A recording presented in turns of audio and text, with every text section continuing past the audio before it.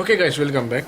So what happens when there's friction in the vertical wall as well? So in the last video, I talked about a ladder placed on a horizontal on a wall, right? Which is one wall is vertical and the other wall is horizontal, and there's friction only in the horizontal floor, right? There's no friction in the vertical wall. So in this video, I'll be using the same sum and the description in which the vertical wall or the wall has friction. It is not frictionless, it has friction, as well as the horizontal flow is also frictional, right? So that's just a bit complex than the last problem. I'll use the same data I used in the last one, right? So a simple problem like this. So I'll keep the ladder like this, right? And I'll take this inclination as 60 degrees. So that's the only thing that I am adding here, right? From the last one. So the weight is 8g, so it is acting directly downwards, 8g. Now if there's friction, this ladder is going to slide in this direction. As I mentioned in the last video. So it is sliding in this direction. If it is going to slide in this direction, the frictional force should act in the opposite way to obstruct or act as a barrier to stop this motion. So the frictional force should be in this direction. So F1, I'll take F1 here because there are two frictional forces. So F1 is here, and I'll take this point as A and this point as B, right? This point as B. So if you are considering A, if the ladder is moving in this direction, it is actually, if a person is at this point, what he or she will see is that this ladder is actually going down and then going like this. So actually for the whole motion you will see that the object is going like as if it is going horizontally. But if you are taking in as a time wise, right, you are taking in a very small time lapses, what actually happens is that a person at this point will see that this is going down, and the person at this point will see that this is going this way. So the final motion will be this, but the person at this point will see this is going downwards. So if you are considering this point, the motion of the ladder will be in this direction, right, when it is sliding.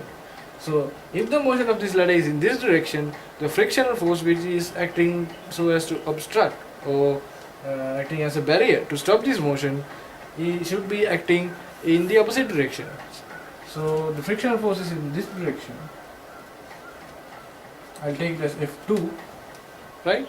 And the normal forces will be the same as before because the normal force is perpendicular to the surface. So I'll take the normal force here as R1 and the normal force here as R2.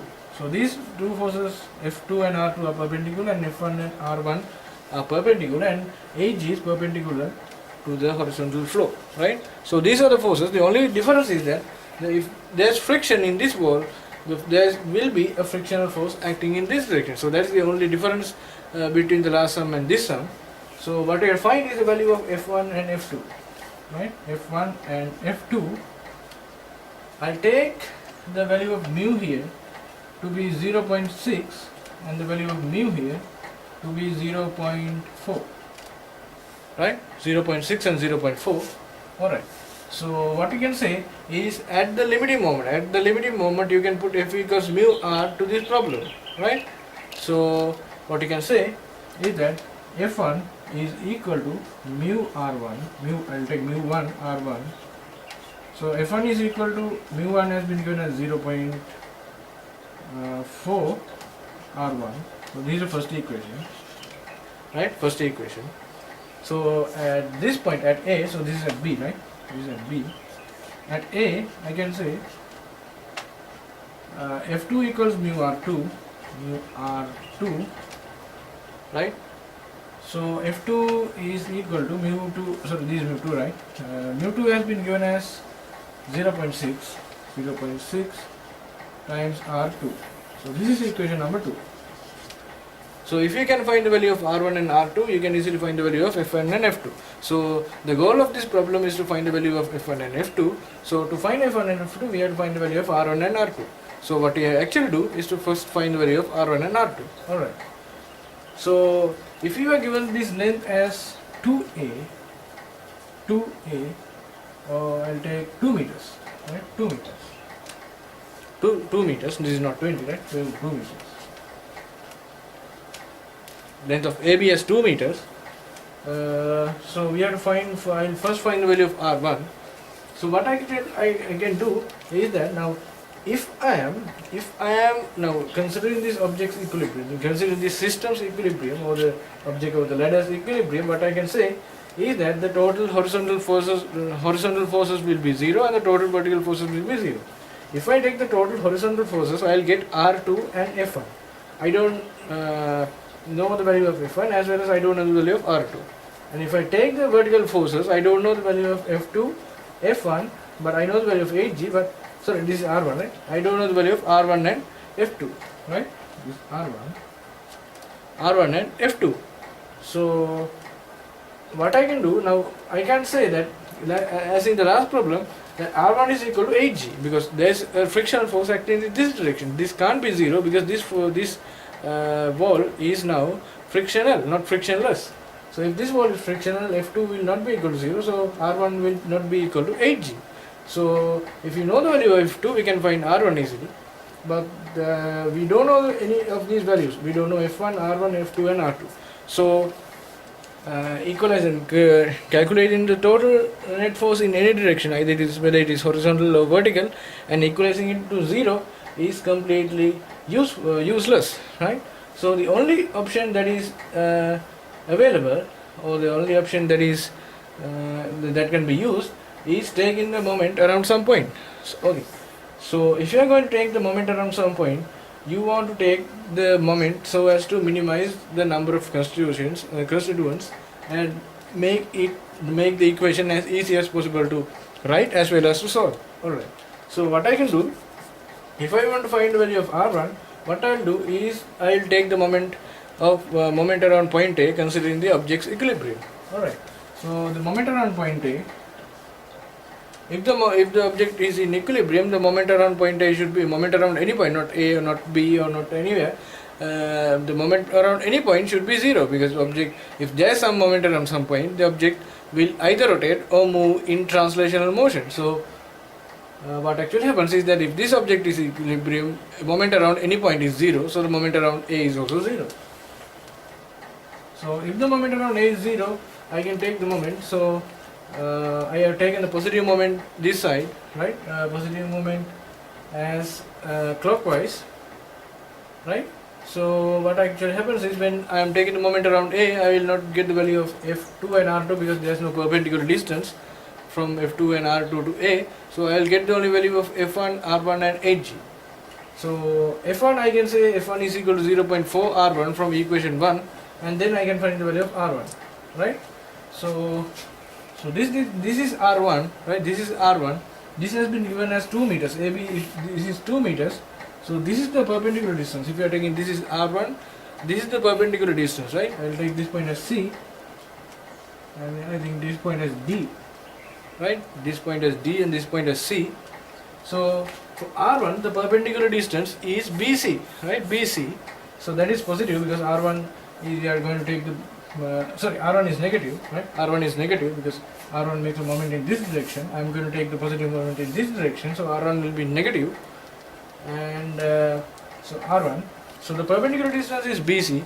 Now we have been given this angle as 60 degrees and this whole length is 2 meters.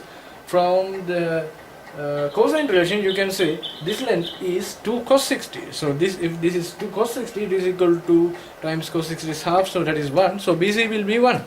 So the moment around point A by R1 will be minus R1 times its perpendicular distance 1. So that is minus R1, right? Minus R1. So if you are considering F1, it will be a moment around this direction, a moment around this direction, right? So it will be positive. Moment around this direction will be positive because I am taking the clockwise rotation as clockwise direction as positive. So F1 will be positive, the moment by F1, and its perpendicular distance will be now AC, right? AC, because F1 is horizontal, its perpendicular distance will be AC. So you can take the sine relation. By the sine relation, we can say AC is equal to 2 sine 60.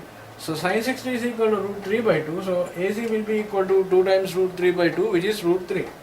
So the force will be F1, which is positive, and its perpendicular distance will be root 3.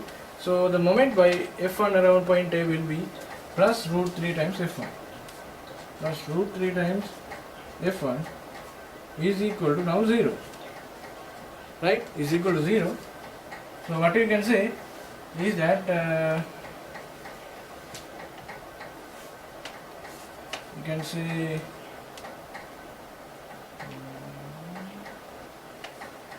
say F1 is equal to 0.4 R1.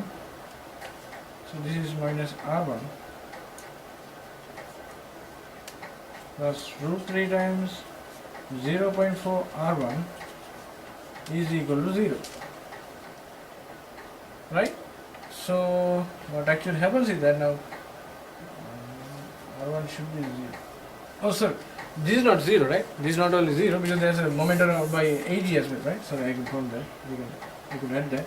So the moment by AG, because my moment by AG is not 0, there is a moment by AG. So if you are taking the moment by AG around point A, its perpendicular distance will be this distance. Now if this is 2 and this is AD equals DB, AD distance will be 1, and if this is 60, this angle will be also 60. This angle will be also 60. So if AD is 1 and this angle is 60, this distance will be 1 cos 60, or 1 times half, which is half. So the moment by this force, moment by 8g will be 8g times half, and 8g will be exerting moment in the clockwise direction, so it will be positive. So it will be 8g times half. So 8g times half is equal to 4g, which is equal to 0, plus 4g is equal to 0. Right? So you can simplify here, and 0.4 times root 3, 0.4 times root 3 is equal to 0.4 times 1.7. So that will be 0.68, right? 0.68. So 0.68 R1 minus R1 is equal to minus 0.32 R1. I can take it to this side. So 0.32 R1 will be equal to, I'll take G as 10. So that will be equal to 40. So R1 will be equal to 40 divided by 0.32. So 40 divided by 0.32, this is 4000 divided by 32. So this will be 4000 divided by 32. This is 10. This is 8. So this will be 125 newtons. 125 newtons. Right? R1 will be 125 newtons. Similarly, I can take the moment around B and make it 0. I'll take the clockwise moment around 0, B around 0. So if the moment around B is 0, you will not get the value of R1 and you will not get the value of F1. You will get the value of only F2 and R2. Now you know from the secondary equation that F2 is equal to 0.6 R2. You can substitute that to F2 and then find R2. Alright. So moment around B is 0. So the moment exerted by F2, around B is in this direction. So that will be positive because it is also in the clockwise direction. And the moment exerted by R2, in the around B is also positive because it is again in the clockwise direction. And the moment by AG will be in this direction and it will be negative. So moment by F2 is positive. So if this is F2, the force is F2 is vertical and its perpendicular distance will be BC. So we calculated BC to be 4, right? Sorry, BC to be 1, right? So BC is 2 cos 60, so right? 2 cos 60, so BC is equal to 1. So the moment around B by F2 will be F2 times 1 and it will be positive. So F2 times 1 is actually F2, and the moment by R2 is also positive. And its perpendicular distance will be AC. So we know that AC is 2 sin 60, that is root 3, and it is positive. So root 3 times R2 is root 3 R2. So this is plus root 3 R2. And as I told you before, the moment by AG is negative, and this is a vertical force and its perpendicular distance will be this distance. So as I mentioned in the first part of this lecture, this length is 1 meter because this is the center, this is 1 and this angle is 60. So this length will be 1 cos 60, which is half. So the moment by 8g will be 8g times half, which is 4g, and it will be negative. So we have to subtract that. Minus 4g will be equal to 0. I'll take 4g this side and I'll substitute F2 equals 0.6 R2 from equation 2. So F2 equals 0.6 R2 plus this is 1.7 R2. This is equal to 40, right? So 1 plus 6 is 2.3 R2 is equal to 40. So you can say R2 is equal to 40 divided by 2.3, right? 40 divided by 2.3, so that will be probably 2.424, 400 times 4 times 6, 400 times 6, so that will be probably around 16, right? Around 16, right? I don't know the actual value. I'll take a 16, probably around 16, right? So probably around 16 or 17. I'll take 16. So this is not the exact value, and this is exactly the value. 125 is correct, but 16 is just an approximation that may be sometimes inaccurate. I'm not sure. I'll take a 16, right? So we have calculated the value of R1 and R2. We have to calculate the value of F1 and F2. So from equation 1 I can say, F1 is equal to, from equation 1 I can say F1 is equal to 0.4 times R1. R1 we calculated 125. So 0.4 times 125 will be 50 newtons. And from equation 2 I can say F2 is equal to 0.6 R2. 0.6 times R2 is 16. So that will be equal to 9.6 newtons. So those are the two forces we need to calculate. So F1 will be 50 newtons and F2 will be approximately 9.6 newtons.